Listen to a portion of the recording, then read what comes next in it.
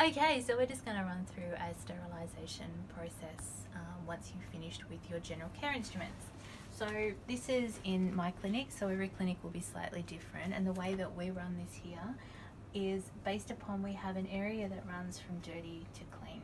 So in the dirty section, we have the instruments popped into the tray. That means they're ready to be going in the ultrasonic cleaner.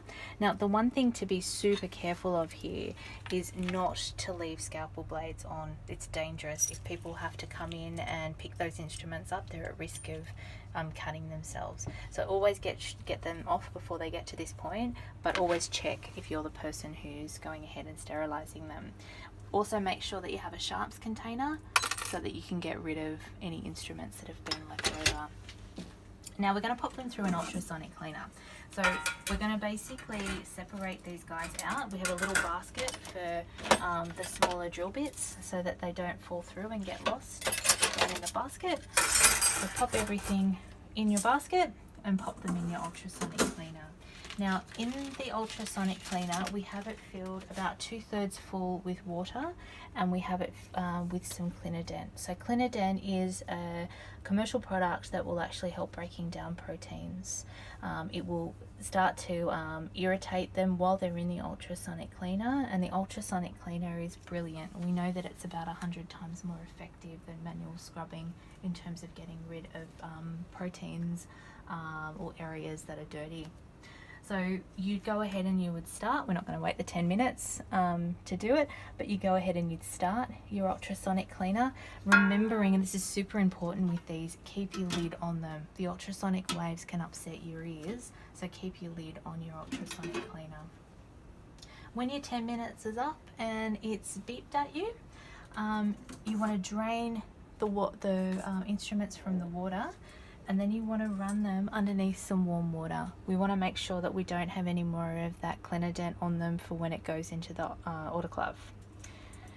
Then we place these instruments that have gone through the ultrasonic cleaner onto a lint-free towel.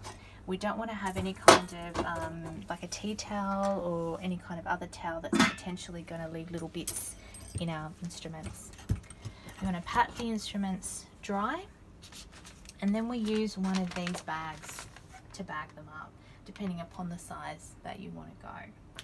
So for my clinic, what we do here is we put all of our GT instruments into one bag, so we have everything in the same bag. You get rid of this little bit up here, so you've got the sticky area to cover.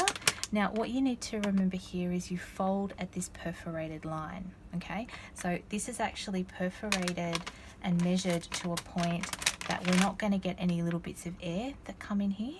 So if you're not folding it at the right point or it's buckling, you're going to find that you're not going to get proper sterility in this bag. Alright, now for us, if we have a beaver handle, we just pop that in its own little bag because they're not used at every general care appointment. Now the procedures will work differently for every clinic that you're in, but for mine we have an area where we stick everything onto this side knowing that it's ready to go, and that's just a thing that we all know, it's ready to go. From this point, everything gets batched up.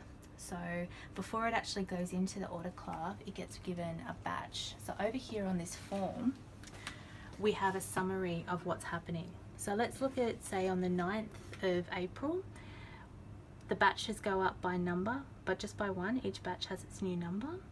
We label what actually went into the autoclave. So for here, we have 5 of those GT packets. We could have the beavers, we could have a surgery pack, but this 5 GT packs went in. The podiatrist who loaded it has signed off to say that it's gone in and all's fine. We've then started the cycle, and once the autoclave is finished, we've opened it up, we've let the packs cool. The podiatrist has checked that the packs are dry, that they're intact, and that the chemical indicator has changed, and then she signed that off. We'd also then get a printout to make sure that the sterilisation has reached 134 degrees for 4 minutes and that we've reached proper sterility. Now, in my clinic, the way that we actually store these things, where we're going from dirty to ready to be packed and clean, we have all of the instruments stored in a drawer, so we know that they're all away from light, they're away from damage, and that they can be protected. And that's just a little summary of a sterilisation process.